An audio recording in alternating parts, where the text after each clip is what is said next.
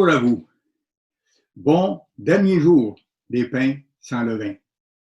Le titre de mon message aujourd'hui, la vraie motivation pour changer. Dieu nous appelle, il nous révèle des choses en cours de route, et plus on s'applique à faire sa volonté, plus il nous révèle de choses, et plus il nous amène à un autre niveau par rapport à lui, jusqu'au jour où il va nous transformer complètement dans son royaume. Je vous rappelle qu'il a fallu 7 jours à nos ancêtres israélites pour quitter l'Égypte complètement. Eux, par contre, sont sortis physiquement. Et je vous rappelle en passant qu'ils sont sortis de la mer Rouge comme aujourd'hui, au matin du 7e jour des pains sans levain, comme c'est écrit dans la Bible. Mais je reviens là-dessus. Eux sont sortis physiquement.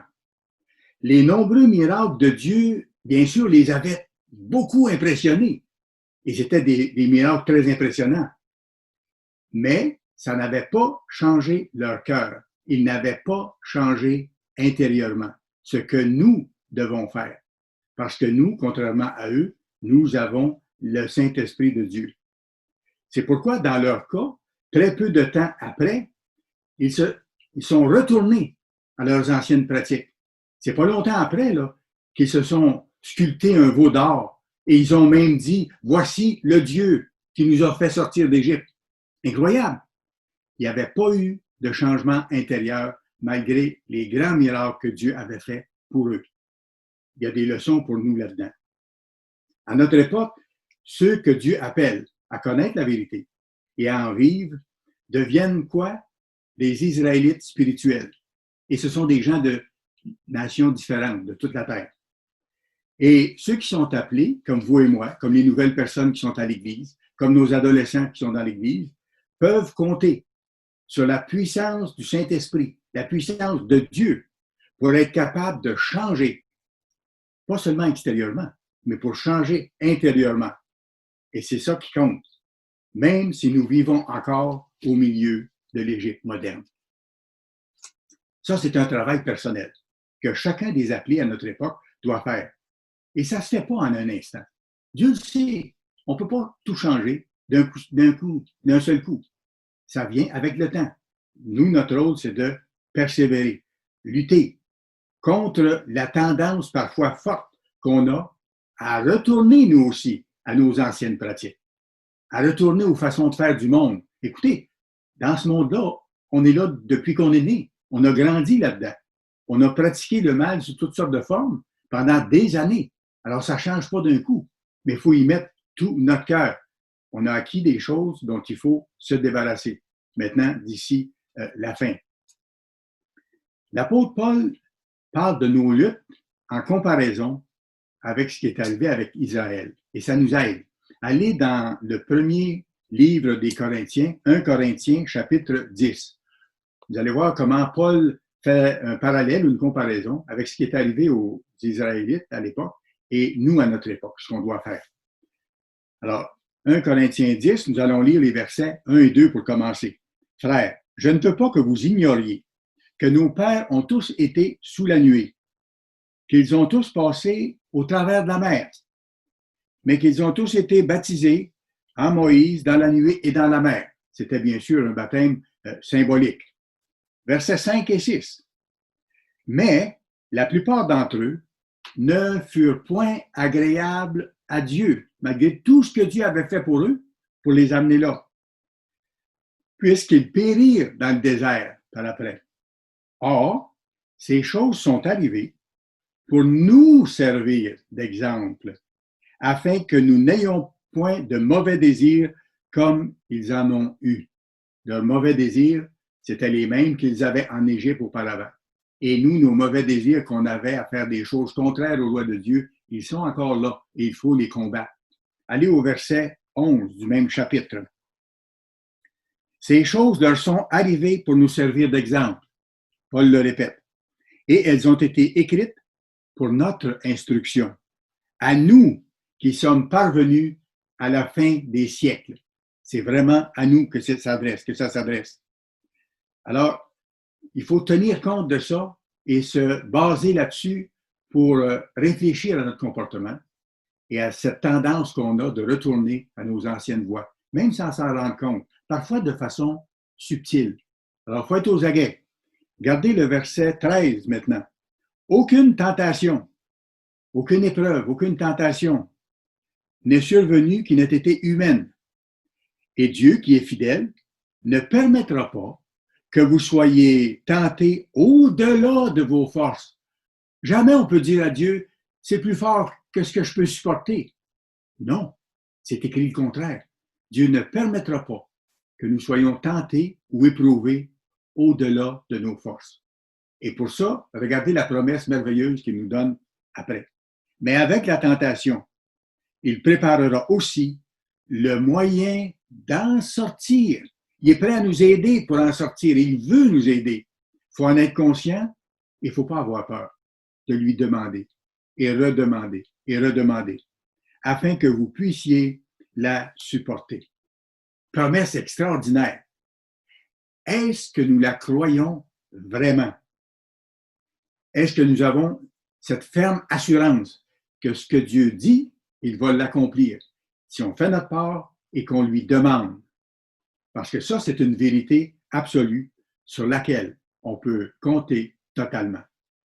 Allez à Éphésiens chapitre 3. On voit que Paul va confirmer la même chose dans d'autres mots. Éphésiens chapitre 3. Éphésiens chapitre 3, et on va lire les versets 20 et 21. Ça confirme la même chose. Or, à celui qui peut faire, par la puissance qui agit en nous, par son Saint-Esprit, infiniment au-delà de tout ce que nous demandons et pensons. Voyez-vous la force de ces paroles-là? Il dit, vous vous adressez là, quand vous suppliez Dieu de vous aider, vous vous adressez à celui qui peut, par la puissance, par son Saint-Esprit, agir de façon beaucoup plus grande que ce que nous pouvons penser ou imaginer. C'est sur ce Dieu-là que nous pouvons compter. Mais il faut le faire. Il faut lui demander et faire notre part.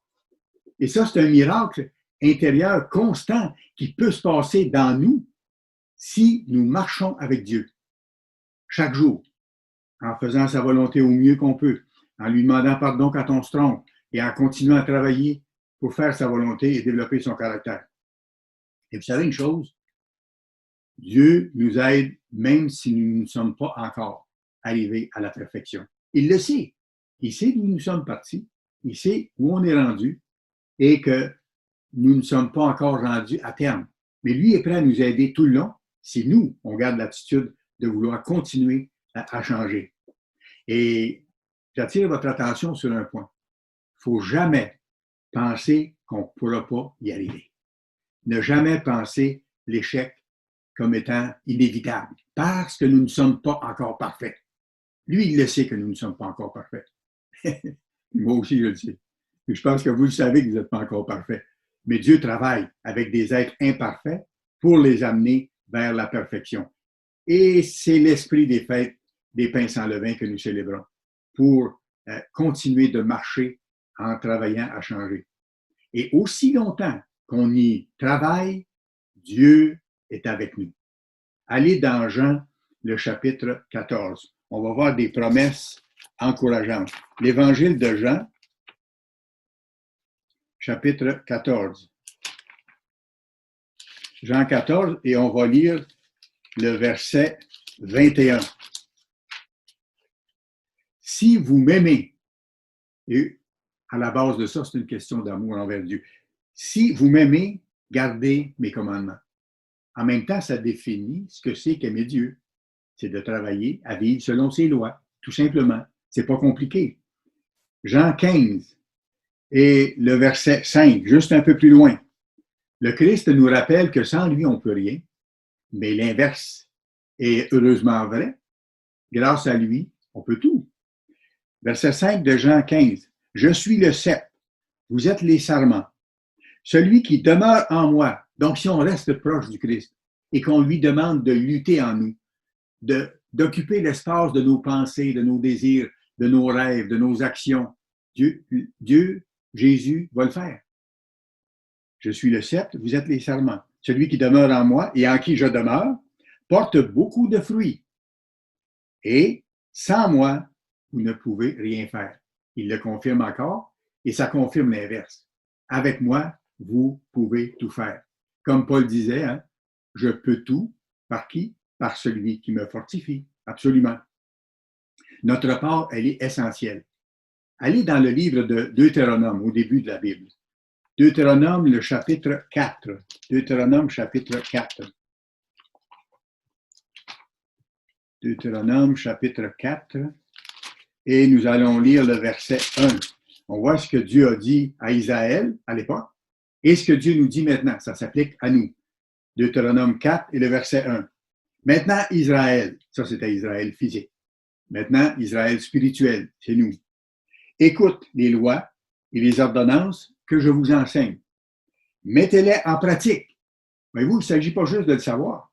Juste le savoir, c'est comme si je ne le savais pas, si je ne les mets pas en pratique. Mettez-les en pratique afin que vous viviez et que vous entriez en possession du pays que vous donne l'Éternel, le Dieu de vos pères. Et nous attendons d'entrer où? Non pas dans un pays physique, mais dans la famille de Dieu, pour faire partie de son royaume, pour régner sous le Christ et aider les êtres humains. Alors, c'est ce que nous attendons. C'est ça notre terre promise. Regardez le verset 9 du même chapitre. Verset 9, seulement, et là, il nous met en garde. Il dit, faites attention, par exemple. Prends garde à toi et veille attentivement sur ton âme tous les jours de ta vie. Vous, ce n'est pas juste une journée de temps en temps. Nous n'avons pas une religion d'une journée. Nous avons une religion 7 jours sur 7. 365 jours par année. Tous les jours de ta vie. De peur que tu n'oublies les choses que tes yeux ont vues. Parce que Dieu sait très bien que nous sommes des êtres portés à oublier, à passer à autre chose.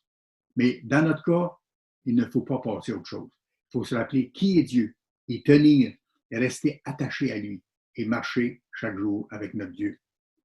De peur que tu n'oublies les choses que tes yeux ont vues et qu'elles ne sortent de ton cœur. Alors, on doit faire extrêmement attention pour rester connecté au Sept, au Christ et au Père. Maintenant, je vais plus loin. Pour être encouragé et pour être motivé vers le but, le grand destin qui nous attend, il faut sans cesse s'en rappeler de ce grand destin-là, y tenir, l'imaginer, le voir, parce qu'il est réel. Et il faut sans cesse aussi se rappeler ce que Dieu a déjà fait pour nous. Ça nous aide. Quand vous regardez comment Dieu vous a appelé, d'où vous étiez, qui vous étiez à ce moment-là, comment vous avez changé depuis ce temps-là, tout ce qu'il a fait, même pour vous garder en vie jusqu'à aujourd'hui, on voit les miracles qu'il a fait. Comme Israël avait vu des miracles extraordinaires dans leur vie. Mais ils n'en ont pas tenu compte. Après, ils ont tout de suite oublié. Nous, il ne faut pas oublier. Et c'est bon de se le rappeler. Même, il y a des personnes dans l'Église qui écrivent les miracles que Dieu fait pour eux. Ils écrivent ça dans un livre. Et ils retournent lire ces choses-là pour se rappeler justement ce grand Dieu-là qui leur a accordé toutes ces choses et qui va continuer à le faire s'ils sont fidèles. Il ne faut pas suivre dans ce sens-là l'exemple des Israélites qui ont vite oublié le Dieu puissant qui les avait fait sortir d'Égypte. Allez dans Nombre chapitre 13. Nombre chapitre 13. Nombre chapitre 13.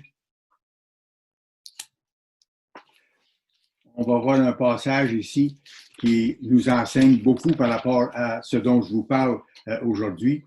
Ça, c'est le moment où, après la sortie d'Égypte, Dieu allait faire entrer toute la nation dans la terre promise. Et la terre promise, elle était formidable. Elle regorgeait d'abondance et de bien. Vous pourrez lire, je ne vais pas m'y reporter parce que je vais avoir le temps de faire l'ensemble du message, mais vous lirez du verset 17 à 25 de ce chapitre-là. Je vous le décris dans mes mots. C'est le moment où Dieu a dit à Moïse d'envoyer des espions pour identifier le pays, revenir et faire rapport avant qu'ils entrent dans ce pays-là. Mais il y avait des obstacles à franchir. quand ils allaient entrer. Alors, les 12 espions sont allés, et vous allez voir dans le chapitre qu'à un moment donné, ils sont arrivés dans la vallée qu'ils appellent la vallée d'Eshcol, et ils ont coupé une grappe de raisin. Et ils ont dû se mettre à deux avec une grosse branche pour porter la grappe de raisin. Ça vous donne une idée de l'abondance qu'il y avait dans la terre promise physique à l'époque. Ça vous donne une idée. C'était quelque chose qu'ils n'avaient sûrement jamais vu. Et là, ça donnait l'ampleur un peu de ce qui les attendait comme bénédiction en termes de terre promise. Et à quelle époque c'était? C'était mi-septembre, avant les fêtes d'automne. Alors, vous vous rappelez, quand vous lisez le contexte, vous allez voir qu'il y a 10 des 12 espions qui ont fait un rapport très négatif. Ils ont dit, il y a des géants, il y a plein de problèmes, les villes sont fortifiées, on ne pourra jamais prendre ça. Pourquoi ils ont parlé de même? Parce qu'ils ont mis les yeux sur les difficultés. Ils ont mis les yeux sur les obstacles à franchir. Et ils ont détourné leur regard du Tout-Puissant qui leur avait dit, je vais vous donner la terre promise et ce qu'il faut pour y entrer. Alors, ils ont regardé les tests, ils ont regardé les épreuves, ils ont regardé les obstacles, et ils ont été très négatifs. Ils ont dit, on ne peut pas aller là. Donc, on ne peut pas mettre en pratique la directive de Dieu d'entrer en terre promise. Et ils n'y sont pas entrés non plus. Dieu ne les a pas laissés entrer, ils sont morts au désert. Ils sont allés 40 ans au désert et toute cette génération-là de ces 10 espions est mort au désert. Et il y a 2 des espions, vous savez lesquels, Josué et Caleb, qui, eux, ont fait un rapport positif au peuple. Pourquoi ils ont fait un rapport positif alors qu'ils avaient vu les mêmes obstacles, les mêmes géants, puis les mêmes villes fortifiées que les autres? Parce qu'eux n'ont pas laissé leurs yeux sur ces choses négatives-là. Comme nous, on a des choses négatives autour. Ils n'ont pas gardé leurs yeux là-dessus, mais ils ont gardé leurs yeux sur le Tout-Puissant qui leur avait dit, allez explorer le pays, je vais vous le donner après. Vous allez pouvoir entrer par ma puissance. Et regardez, moi, je vais vous lire le verset 3 du chapitre 14. Qu'est-ce que les gens ont dit après qu'ils ont entendu le rapport négatif des 10 espions, qui n'ont pas tenu compte du rapport positif des 2 autres? Là, ils ont dit, on veut retourner en Égypte. Il était toujours prêt à retourner en Égypte. Pourquoi l'Éternel nous fait-il aller dans ce pays où nous tomberons par l'épée? Il nous a emmenés pour nous tuer, où nos femmes et nos petits-enfants deviendront une proie. Ne valait-il pas mieux pour nous de retourner en Égypte? Et regardez l'ironie de ce qui s'est passé. Ces gens-là qui ont refusé d'entrer, à qui Dieu offrait le pays, ils n'y sont pas entrés. Ils sont morts au désert. Mais leurs petits-enfants, ceux qui avaient en bas de 20 ans à l'époque, leurs petits-enfants, eux, au bout du 40 ans, les petits-enfants dont eux disaient, il nous a emmenés ici pour faire mourir nos petits-enfants. Qu'est-ce que Dieu a fait? Il a fait vivre ces petits-enfants-là parce que ce sont eux qui ont entré en terre promise plus tard. Formidable. Ça nous montre en même temps la puissance de Dieu. Avec la puissante aide de Dieu, nous pourrons entrer en terre promise dans la famille de Dieu. C'est une garantie que Dieu nous donne. Même si nous ne sommes pas parfaits, si nous continuons à vivre dans l'esprit de la fête des pains sans levain, Dieu va nous amener à terme. Dieu va nous amener au but. Et dans ce sens-là, les jours des pains sans levain, qu'on a le bonheur de vivre, en fait, c'est un tremplin pour nous, pour continuer à devenir comme Jésus-Christ, à penser comme lui, à agir comme lui, à voir les choses comme lui les voit et à faire ce qu'il ferait s'il était à notre place. C'est ça, revêtir le Christ. Nous devons, dans ça, apprendre à plaire à Dieu. Il y a une expression que j'aime bien. Apprendre à faire sa joie. Oui, c'est pas négatif à ce moment-là, les combats qu'on a à faire pour éliminer le mal. C'est pas pour, par peur, là. C'est pour plaire à Dieu, pour faire sa joie. Vous savez, c'est comme des enfants qui veulent plaire à leur père en lui obéissant.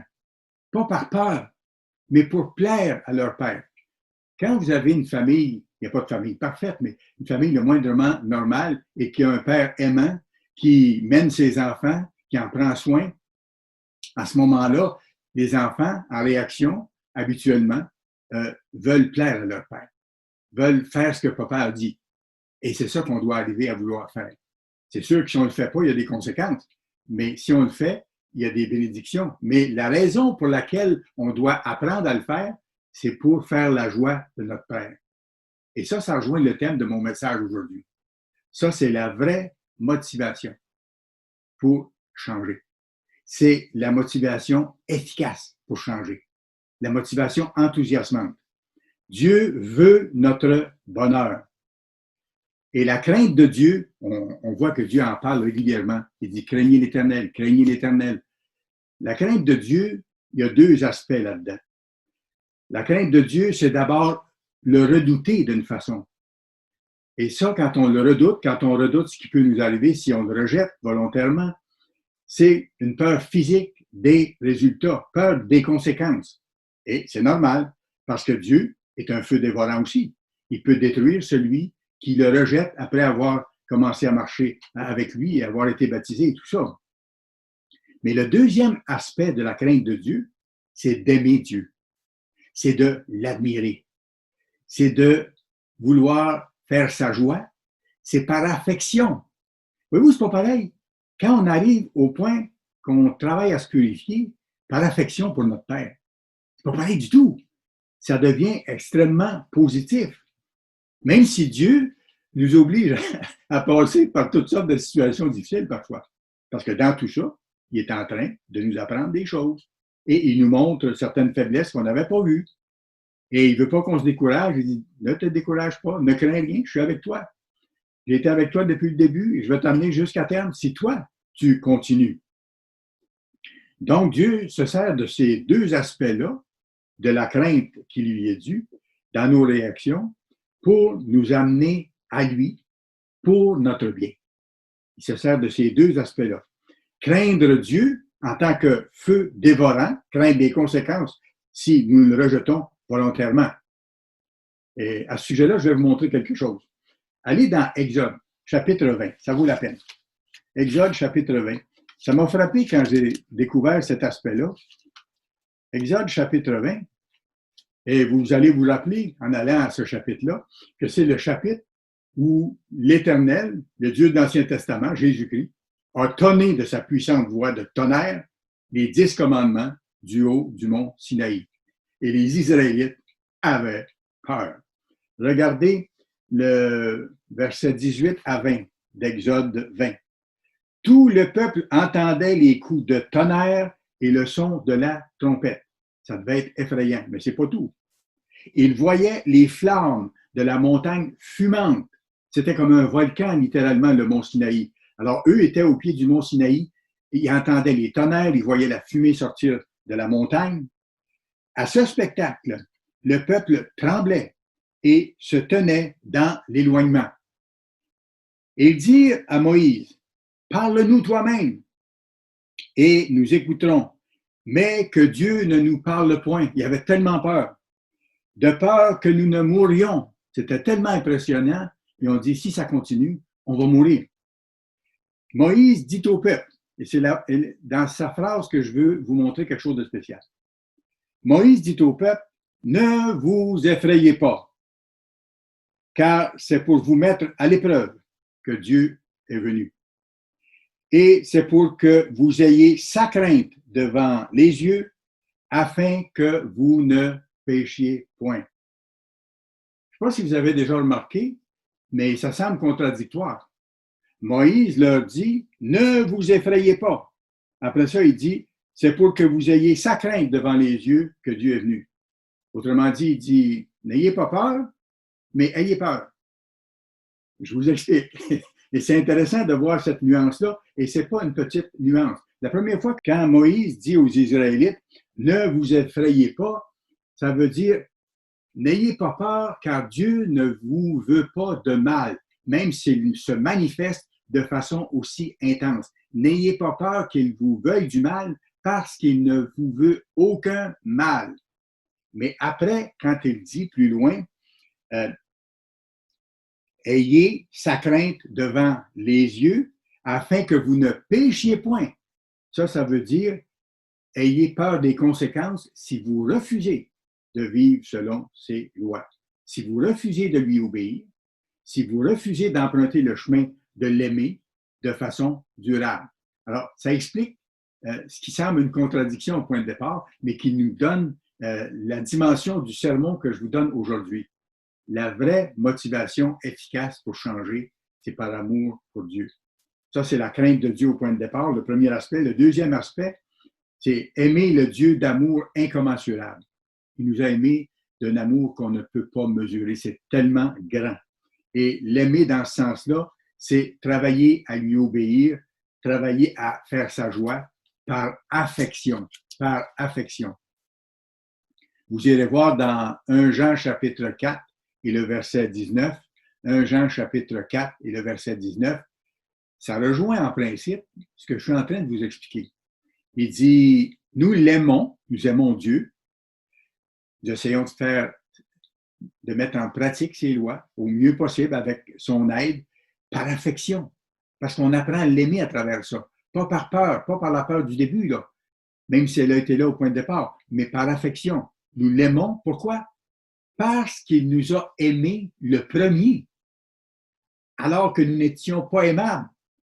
Dieu mentionne très clairement dans sa Bible qu'il nous a appelés alors que nous étions ses ennemis, alors que nous vivions tous, sans exception, contrairement aux lois de Dieu, à divers degrés, selon les individus, mais nous vivions tous contrairement aux lois de Dieu. Mais il dit, on apprend à l'aimer parce qu'il nous a aimés le premier. Il nous a tellement aimés qu'on l'apprécie et qu'on veut lui rendre hommage de cette façon-là en travaillant à lui obéir par affection, comme des enfants reconnaissants envers leur père, veulent l'honorer, veulent faire sa joie. Le sacrifice de l'agneau, la Pâque, l'agneau pascal qui a été fait, un sacrifice inouï. On pourrait parler longuement là-dessus, on ne finirait pas de décrire la grandeur de ce sacrifice-là et ce que ça a coûté au Christ lui-même et à son Père. Parce que les deux ont souffert atrocement au moment de ce sacrifice-là. C'est pas possible qu'un père soit indifférent de voir son enfant être torturé, d'avoir accepté d'être torturé volontairement pour d'autres individus. Un père de voir ça, de le voir martyrisé, de voir son sang couler, de le voir être couronné d'épines, battu, torturé, et ensuite de voir que quelqu'un plante une lance dans son côté et à ce moment-là, il décède. Le Père a souffert énormément et le Christ a souffert atrocement. Alors, voyez-vous, ce sacrifice-là de l'agneau pascal est tellement grand. Et c'est par ce sacrifice-là qu'on a accès au trône de Dieu pour être pardonné et pour être secouru. C'est la voie d'accès pour ceux que Dieu appelle maintenant et pour ceux que Dieu va appeler d'ici la fin et pour ceux qu'il va appeler dans le monde de demain. Et la célébration de la fête des pains sans levain, c'est notre réponse à nous, à son amour aussi grand. Une réponse joyeuse. Et c'est pour ça que la fête des pains sans levain, c'est une fête joyeuse aussi. Et ça nous fait réaliser qu'on doit continuer avec son aide à rejeter le péché qui a coûté la vie et la souffrance du Christ et qui a coûté la souffrance de notre Père au ciel. Ça nous met en relation spéciale avec eux autres parce qu'on réalise davantage. Allez à Romains chapitre 6, s'il vous plaît. Romains chapitre 6. Romains chapitre 6. Et nous allons lire à partir du verset 1. Notre responsabilité en tant qu'appelés qui découvrons la grandeur du sacrifice qui a été fait pour nous, on voit notre responsabilité de rejeter le péché à tout prix, avec des efforts soutenus. Et regardez Romains 6, versets 1 à 3. Que dirions-nous donc? Demeurerions-nous dans le péché afin que la grâce abonde? Loin de là, nous qui sommes morts au péché, comment vivrions-nous encore dans le péché?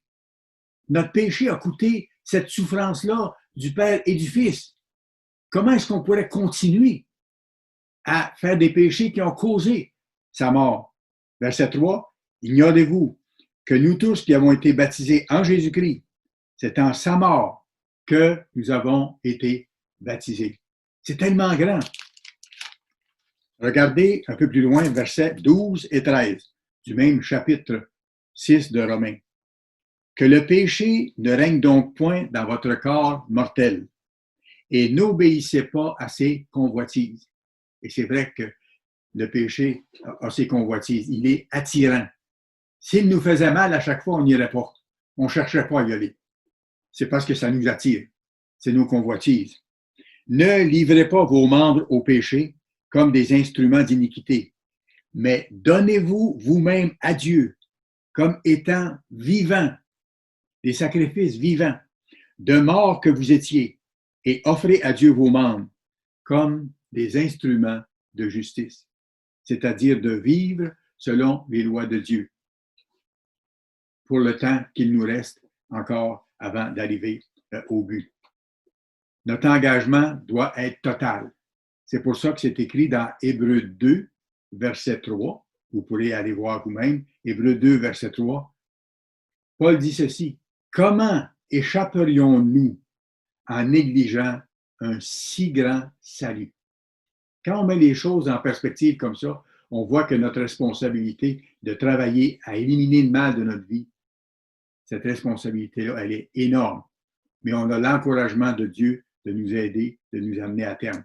Il faut réaliser l'ampleur de notre responsabilité et réaliser que notre engagement il doit être total. Dieu est avec nous. Dieu a tout donné pour nous et a même souffert énormément. Et il va tout faire pour que nous réussissions. Et il va encore nous pardonner quand il va nous arriver malheureusement encore de trébucher, de tomber.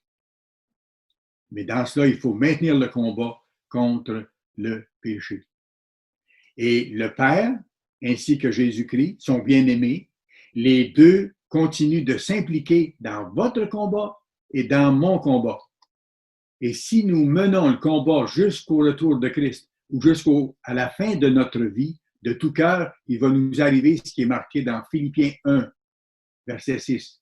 C'est une promesse extraordinaire. J'aime ça m'y rapporter régulièrement. Ça dit qu'il va nous rendre parfaits pour le jour de Jésus-Christ. C'est-à-dire que si on est encore en train de se perfectionner de tout notre cœur par amour, par affection pour Dieu, pour lui plaire, pour faire sa joie, à ce moment-là, il va nous rendre parfaits pour le jour de Jésus-Christ.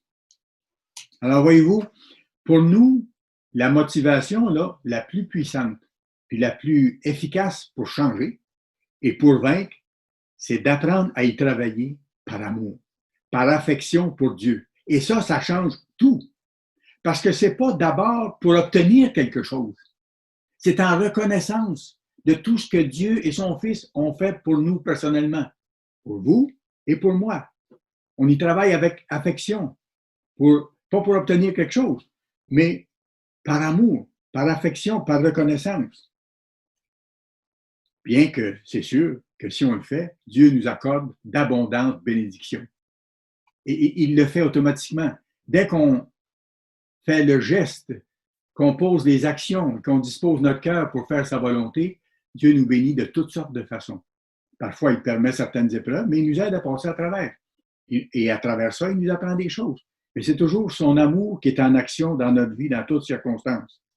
Allez dans Deutéronome, chapitre 30, s'il vous plaît. On a une indication claire ici du chemin qu'on doit choisir volontairement de suivre avec les bénédictions que Dieu nous promet. Deutéronome chapitre 30, nous allons lire les versets 19 et 20. Ça aussi, c'est un passage que j'aime beaucoup. Et c'est un passage clé dans la Bible. Moi, je l'ai coloré en jaune. Deutéronome 30, verset 19. J'en prends aujourd'hui à témoin contre vous le ciel et la terre. J'ai mis devant toi la vie et la mort. Et ça, Dieu adresse cette phrase-là à chaque être humain qu'il appelle. Et c'est à nous maintenant. J'ai mis devant toi la vie et la mort. Voyez-vous, il y a une croisée de chemin. Il y a un choix qui est très important et lourd de conséquences. J'ai mis devant toi la vie et la mort. La bénédiction et la malédiction. Choisis la vie. Il veut qu'on soit heureux. Même à travers les difficultés qu'on peut avoir maintenant, qu'on ait la paix d'esprit que j'ai vue cette semaine chez les membres à qui j'ai parlé. Choisis la vie. afin que tu vives, toi et ta postérité. Dieu est un Dieu de famille. Pour aimer l'Éternel, ton Dieu. Et c'est quoi aimer l'Éternel, notre Dieu? Il le précise tout de suite après. Pour aimer l'Éternel, ton Dieu, pour obéir à sa voix et pour t'attacher à lui. Quand on s'attache à quelqu'un, il y a un lien fort qui se développe, qui grandit. Car de cela dépendent ta vie et la prolongation de tes jours. Et c'est ainsi que tu pourras demeurer dans le pays que l'Éternel a juré de donner à tes pères, Abraham, Isaac et Jacob. Et pour l'ancienne nation d'Israël, c'était la promesse de demeurer dans la terre promise. Pour nous, c'est la promesse d'entrer et de demeurer dans la terre promise éternellement, c'est-à-dire dans la vie éternelle. Et si vous remarquez, ici, Dieu dit pour t'attacher à l'Éternel, pour t'attacher à Dieu.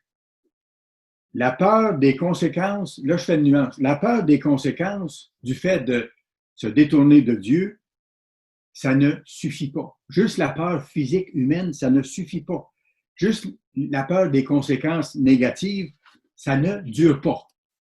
Je vais vous donner des exemples de ça. C'est pour ça qu'il nous faut avoir, ce que je suis en train de vous expliquer dans le message, un motif supérieur, plus grand que ça, qui est plus enthousiasmant que ça.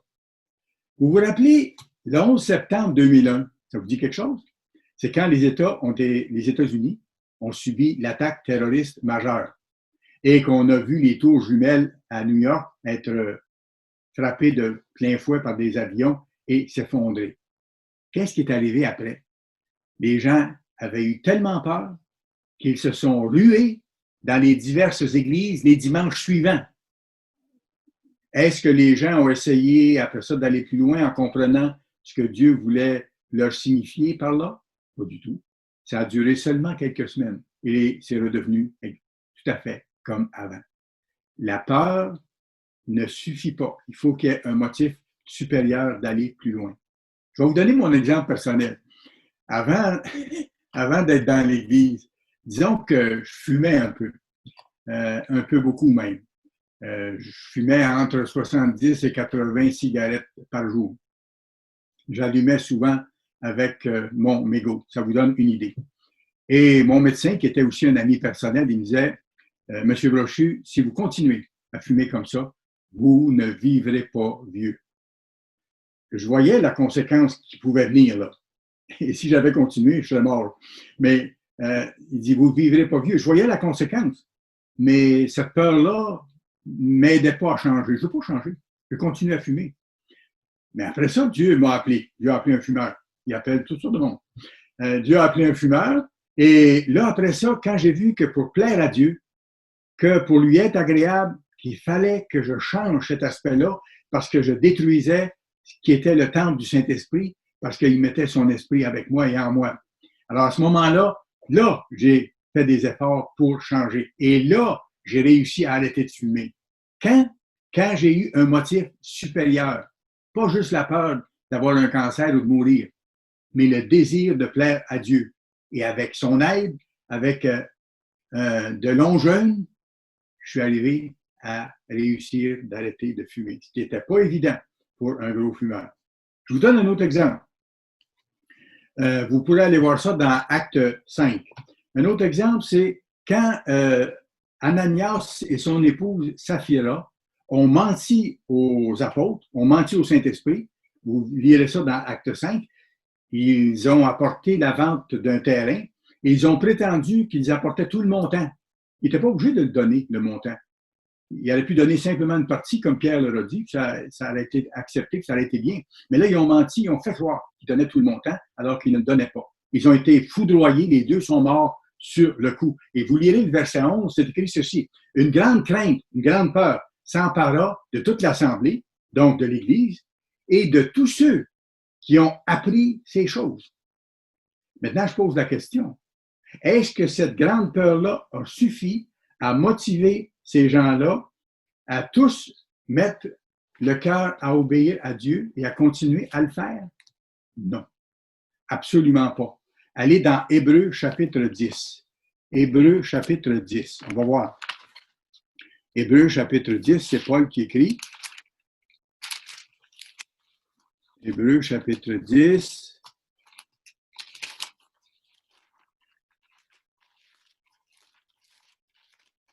On va y arriver. Hébreux chapitre 10. Ici, Paul s'adressait sans doute à plusieurs des personnes qui étaient présentes ou qui avaient entendu parler du fait que Ananias avait été mis à mort par Dieu parce qu'ils avaient menti au Saint-Esprit et aux apôtres sur la vente d'un terrain. Alors, Paul ici s'adresse à des gens d'Église qui ont été probablement témoins de ça ou qui l'ont entendu parler parce que c'était la même époque, là. Hébreux 10, versets 25 à 27. Regardez ce que Paul dit à ces gens-là. Il leur rappelle ceci: « N'abandonnons pas notre assemblée, comme c'est la coutume de quelques-uns. » Donc, quelques-uns qui étaient venus à l'Église, mais qui avaient commencé à abandonner l'assemblée. Mais exhortons-nous réciproquement, et cela d'autant plus que vous voyez approcher le jour. Verset 26. « Car si nous péchons volontairement, après avoir reçu la connaissance de la vérité, il ne reste plus de sacrifice pour les péchés. » On ne peut pas jouer avec ça. Mais une attente terrible du jugement et l'ardeur d'un feu qui dévorera les rebelles. Verset 31. C'est une chose terrible de tomber entre les mains du Dieu vivant, qui est un feu dévorant. Alors voyez-vous, Paul, à qui il s'adresse? Il s'adresse à des gens de l'Église dont beaucoup ont sûrement été témoins ou ont entendu clairement le récit et ont eu cette peur à ce moment-là de transgresser les lois de Dieu. Mais pas longtemps après, voyez-vous, ils assistent moins aux réunions et ils ont commencé à ramener leur vieille coutume de péché, leur tendance égyptienne. Et c'est pour ça qu'il dit, si on pêche après ça, après avoir reçu le Saint-Esprit de Dieu en nous, il n'y a plus de sacrifice. Alors, il s'adressait à des gens qui ont eu très peur, puis qui n'ont pas changé vraiment. Donc, la peur ne réussit pas comme l'amour ou comme l'affection va réussir à nous faire changer par rapport à Dieu avec son aide, avec son aide. Et c'est sûr qu'on peut lui demander et qu'on doit lui demander son amour, son affection en nous pour qu'on lui rende. Qu'est-ce que Paul nous enseigne ici? Il nous enseigne que la peur humaine peut être un bon début dans notre cheminement. Et je sais qu'il y a plusieurs dans l'Église qui sont venus à l'Église en commençant d'abord par avoir peur. Quand ils ont vu les prophéties, ce qui allait se produire, ils ont eu peur de ce qui allait arriver. Et c'est un élément de motivation de départ. Ça peut être l'étincelle du début. Mais si ça reste là, si c'est seulement la peur de ce qui va arriver, ça n'ira pas loin. Il faut arriver à un autre niveau de ça. Il faut que la personne aille plus loin que ça et en vienne à être motivée par l'amour de Dieu, à faire les choses par amour pour Dieu, par affection pour Dieu, pour vouloir faire des changements continuels dans nos vies. Si nous servons Dieu, motivés seulement par la peur humaine, ce ne sera pas suffisant, comme dans les exemples que je vous ai donnés. Ce ne sera pas suffisant pour tenir solidement quand il y aura des épreuves. Absolument pas. Si notre cheminement spirituel est uniquement basé sur une peur humaine des conséquences, nous allons uniquement chercher à sauver notre peau. Et où ça change toute la dimension au complet. Notre peur humaine physique de Dieu, du début, quand on arrive à l'Église, doit se transformer graduellement. Et ça, on peut le demander à Dieu, qui nous aide à opérer cette transformation-là. Elle doit se transformer graduellement et devenir amour envers Dieu, devenir admiration pour ce qu'est Dieu, pour ce qu'il fait, et désir de faire sa joie. Et ça, c'est le niveau supérieur d'amour que les chrétiens doivent atteindre et qu'on peut atteindre par la puissance du Saint-Esprit de Dieu. C'est la bonne sorte de peur qui produit les bonnes actions, pas seulement au niveau physique, mais au niveau spirituel. C'est que ça amène une attitude différente, une attitude de cœur, de plus en plus solide, de plus en plus permanente. Et c'est là que nous devenons l'homme nouveau dont parle la Bible, ou la femme nouvelle dont parle la Bible. Le Fils et la fille de Dieu, qui ont de l'admiration, de l'affection, de l'appréciation pour Dieu, pour ce qu'il a fait, pour ce qu'il fait et ce qu'il va faire. Et c'est là qu'on compte sur lui. Et c'est là que notre espérance du royaume, elle devient beaucoup plus réelle et elle devient de plus en plus forte. Notre espérance de naître dans la famille de Dieu, pour servir Dieu éternellement, pour faire sa joie éternellement et pour servir les autres et pour faire la joie des autres éternellement. Nous ne sommes pas appelés pour nous-mêmes, pour obtenir quelque chose. Nous sommes appelés pour apprendre à servir, à apprécier les choses, en commençant par le sacrifice de Dieu, en commençant par son appel et en le suppliant de nous aider à faire les choses pour les bons motifs et à apprendre à l'aimer par affection, par reconnaissance pour faire sa joie. Je vais vous donner un cas qui est intéressant à regarder dans ce sens-là, c'est le cas de Job. Allez dans Job, le chapitre 1. Job, chapitre 1, tout juste avant le livre des psaumes, Job, chapitre 1. C'est un cas vraiment intéressant qui illustre le point que je fais aujourd'hui ici. Job, chapitre 1, on va lire le verset 8. L'Éternel dit à Satan, « As-tu remarqué mon serviteur Job? Il n'y a personne comme lui sur la terre. C'est un homme intègre et droit, craignant Dieu, et se détournant du mal. » Donc, il vivait dans l'esprit des pains sans levain. Il se détournait continuellement du mal. Il n'était pas parfait, mais il travaillait à s'en détourner. Même à ce moment-là, dans les épreuves que Dieu a permises, il a appris des choses qu'il devait apprendre. Et Satan répondit à l'Éternel, est-ce d'une manière désintéressée? Et là, je vais revenir sur ce mot-là un peu plus tard. Satan dit à Dieu, est-ce que c'est d'une manière désintéressée que Job craint Dieu? Ne l'as-tu pas protégé, lui, sa maison et tout ce qui était à lui? Tu as béni l'œuvre de ses mains et ses troupeaux couvrent le pays. Mais étends ta main, touche à tout ce qui lui appartient et je suis sûr qu'il te maudit en face. Job craignait Dieu d'une manière désintéressée. C'est pour ça que je reviens à ce mot-là. Satan dit à Dieu, est-ce que tu penses, Dieu, que Job te sert d'une manière désintéressée? Là, Satan s'est trompé. Il n'a pas compris que par l'Esprit de Dieu, Job avait appris à servir Dieu et à travailler à lui obéir de façon désintéressée. Pas d'abord pour obtenir quelque chose, mais par affection envers Dieu, ce qui est beaucoup plus fort. Satan n'a pas compris ça. Il a sous-estimé l'attitude de cœur de Job. Job se comportait par amour, par appréciation, par révérence envers Dieu, pas par peur de perdre quelque chose. Pas par peur de perdre quelque chose. Je vais plus loin, puis vous allez comprendre.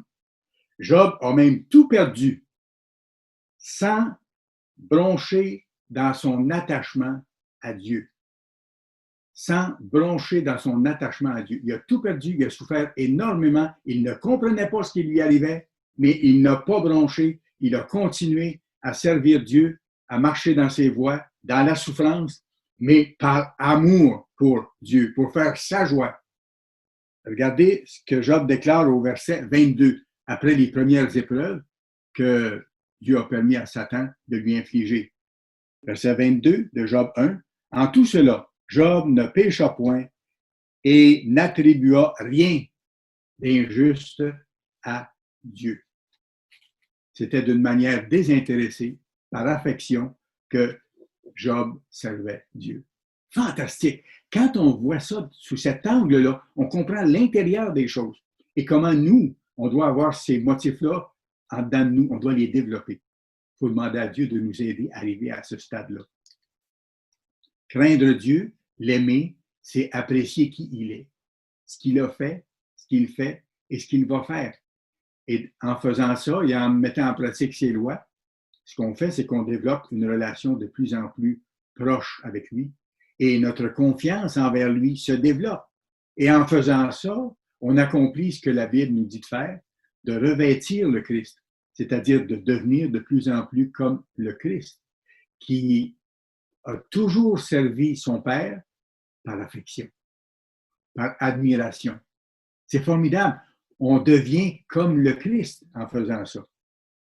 Et d'où nous vient le vrai amour dont nous avons besoin, l'amour de Dieu et l'amour pour Dieu, le vrai amour qu'on doit avoir pour lui en travaillant à éliminer le mal.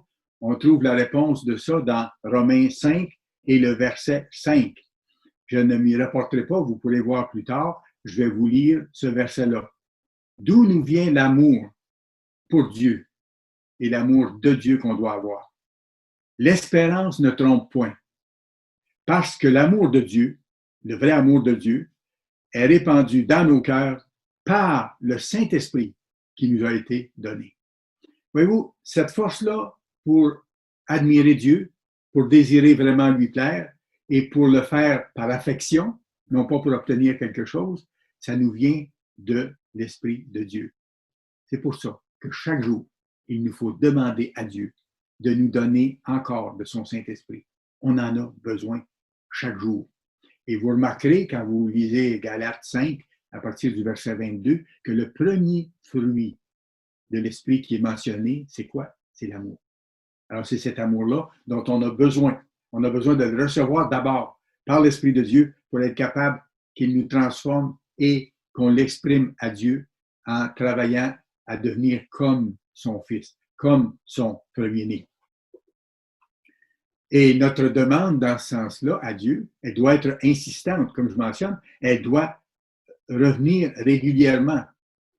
Et on doit demander à Dieu, comme David faisait. Vous irez voir Psaume 51, versets 12 à 14. Psaume 51, versets 12 et 14. Je vous le donne dans mes mots ici.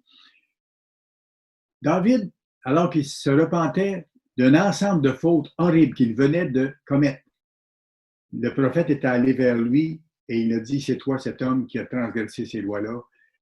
David s'est repenti, a regretté amèrement, a demandé à Dieu son aide, comme on doit faire lorsqu'on manque notre coup. David a dit à Dieu, verset 12, Dieu, crée en moi un cœur pur. Fais que mon cœur de pierre, mon cœur humain de pierre devienne un cœur de chair. Crée en moi un cœur pur à travers les expériences que tu me donnes et par ton esprit. Crée en moi un cœur pur. Renouvelle en moi un esprit bien disposé. Fais que je sois bien disposé à chercher tes voies et à te supplier régulièrement, à rester proche de toi, rester sous ton aile. Il dit après, ne me retire pas ton Saint-Esprit. Parce que si on continue volontairement à transgresser les lois de Dieu sans travailler à s'en débarrasser, à ce moment-là, Dieu retire le Saint-Esprit qu'il nous a offert, qu'il nous a donné. Et David prend bien soin de dire à Dieu, ne me retire pas ton Saint-Esprit, s'il te plaît. Rends-moi la joie de ton salut. Parce que d'aller vers la vie éternelle, d'aller vers cette union totale avec toi et avec le Christ, c'est ce à quoi je tiens le plus. Rends-moi la joie de ton salut.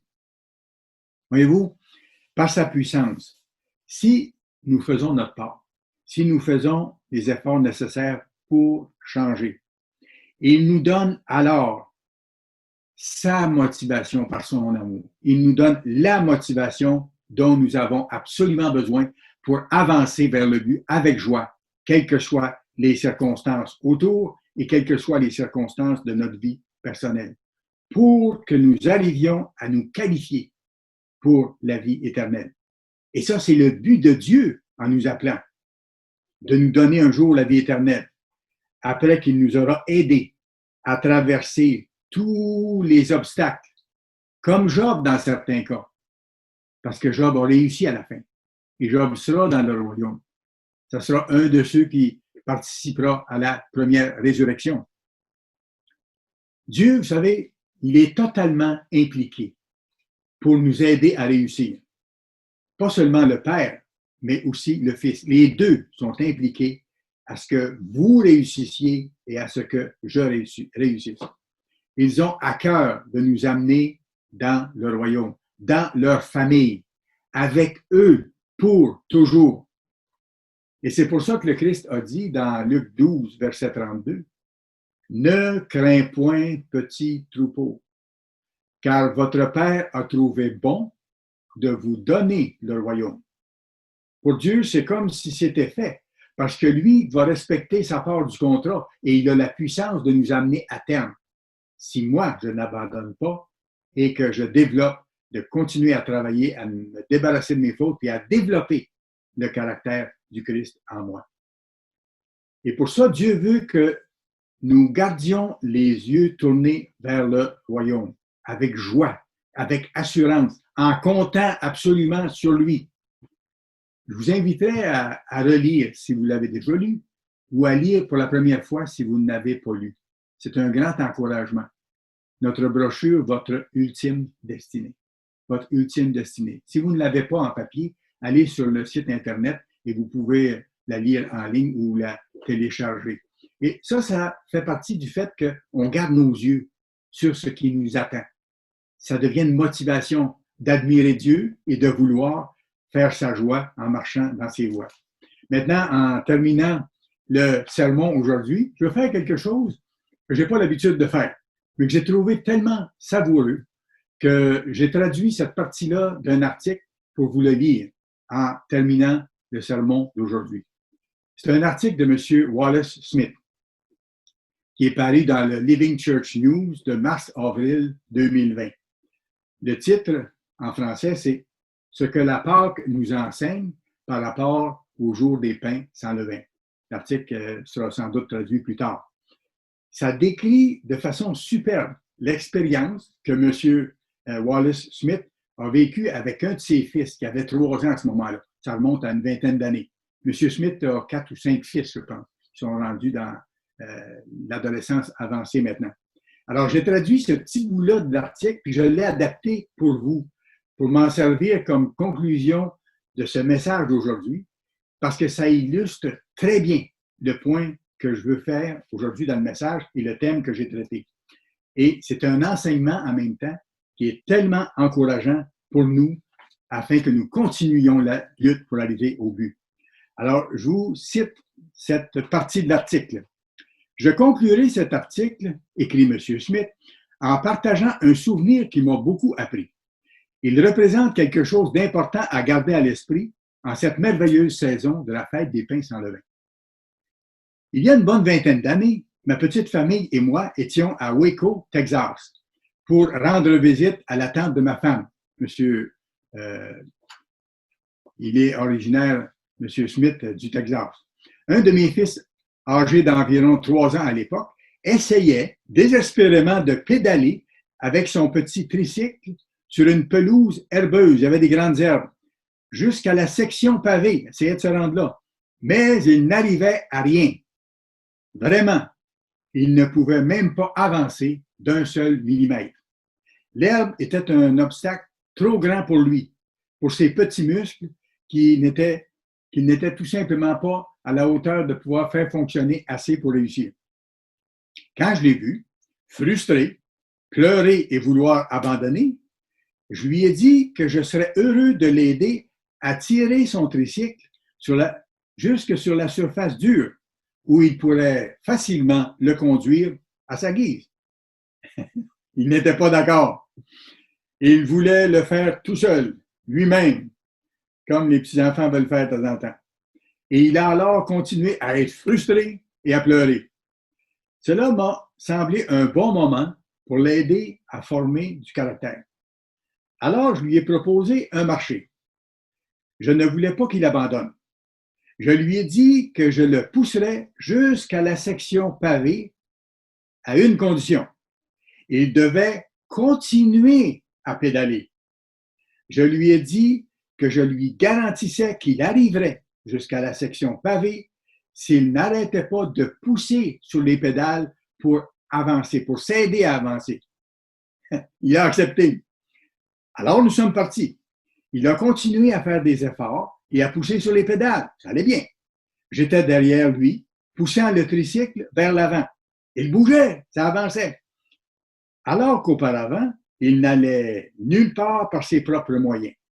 Maintenant, il faisait des progrès réguliers grâce à la puissance de papa. J'aime ça la façon dont il dit, grâce à la puissance de papa. Et c'est la même chose pour nous envers Dieu, là. Après que nous ayons parcouru un peu de terrain de cette façon, il a tout simplement levé les pieds et il a cessé de pédaler. Il semblait penser qu'il n'avait plus rien à faire. sinon profiter d'un tour gratuit où il n'avait pas d'effort à faire. Alors, j'ai arrêté de pousser. Ce n'était pas du tout le but de lui donner un tour gratuit. Dans cette expérience, pour qu'il puisse développer sa personnalité, il fallait qu'il réalise qu'il devait continuer à faire des efforts personnels avec mon aide. Il a compris le principe. Il a recommencé à appuyer et à pousser sur les pédales. De mon côté, j'ai aussitôt recommencé à pousser, comme Dieu fait avec nous quand on cherche son aide. Aussi vite, l'objectif a été atteint. Le tricycle était sorti des hautes herbes et se trouvait sur la surface lisse et dure. Il a alors pédalé tout seul avec plaisir. Mon aide n'était plus nécessaire. Aurait-il pu réussir à atteindre seul la section pavée? Non. Dans l'herbe, il n'avait même pas pu faire bouger le tricycle tout seul. C'était moi qui agissais en arrière-scène. Le pouvoir de papa. S'il n'avait pas été prêt à se battre par lui-même, à persévérer, à faire sa part d'effort, je ne l'aurais pas poussé parce que je voulais l'aider à développer sa personnalité. Si je lui ai donné la force et la puissance nécessaires pour faire le travail, il avait aussi un rôle à jouer, car mon but ultime n'était pas de réussir un tour de tricycle. Mon but était de construire un peu de caractère chez un fils que j'aimais. Et c'est ce que Dieu fait avec vous et avec moi. La leçon que j'ai moi-même apprise est une leçon que j'espère ne jamais oublier. Lorsque nous pédalons vers le royaume de Dieu, nous devons faire très attention de ne pas nous mettre à croire bêtement à notre propre pouvoir. Je répète, on ne doit pas se mettre à croire bêtement à notre propre pouvoir. Sinon, nous mourrons dans l'herbe. Et, chose tout aussi importante, nous ne devons pas nous permettre de lever les pieds en espérant un tour gratuit, sans effort à faire. Sinon, nous mourrons aussi. Nous ne devons pas aller à l'encontre du but pour lequel notre Père nous fait pédaler. Il nous demande de faire des efforts et de continuer. Pourquoi? Pour que nous participions avec son aide à la construction de son caractère en nous, ses enfants qu'il aime tendrement. Il veut nous amener au but. Il le désire passionnément, mais nous devons continuer à pédaler. Alors que nous célébrons les jours des pains sans levain, pédalez. Mais n'oubliez pas qui vous pousse. Réconfortez-vous en sachant que votre Père vous aime plus que vous ne pourriez jamais le comprendre et qu'il vous amènera jusqu'au but final si vous continuez à pédaler. Il y a de grandes leçons à tirer de la Pâque en rapport avec la vie éternelle que nous désirons chèrement. La Pâque nous rappelle l'amour incommensurable avec lequel Dieu désire nous envelopper pour toute l'éternité. Une existence sans fin où nous serons entourés intimement pour toujours de cet amour, de ce réconfort et de cet encouragement divin.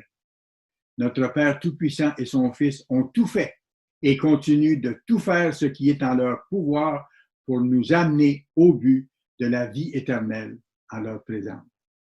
Fin de la citation. C'était superbe comme description. C'est pour ça que je tenais à vous le donner dans le contexte du message d'aujourd'hui, comme de quoi on doit avoir des motifs supérieurs de travailler à nous purifier pour faire la joie de Dieu, par affection pour lui. La vraie motivation pour changer, c'est de chercher à faire la joie de notre Père, à lui plaire. Et la vraie capacité de le faire vient totalement et uniquement de son Saint-Esprit. Toute la gloire lui revient en toutes choses au nom de son bien-aimé.